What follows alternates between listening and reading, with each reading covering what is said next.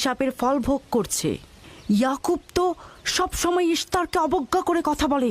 হ্যাঁ, ইশতার বলেছিল কুফরিকারী কাফের তার রোশানল থেকে রক্ষা পাবে না। ইয়াকুব তো ইশতার আর তার খোদাকে নিয়ে কত বেহুদা কথা বলেছে, মনে হচ্ছে তারই ফল ভোগ করছে।